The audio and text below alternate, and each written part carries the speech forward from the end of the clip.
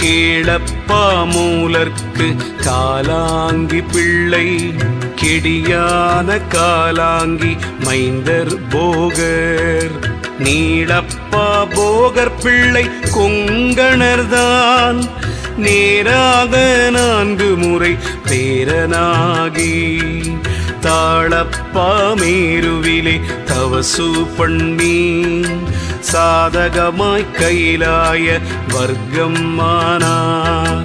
ஆளப்பா பிள்ளை என்றால் அவரே பிள்ளை, ஆச்சரியம் இன்னும் உண்டு சொல்லுவேனே.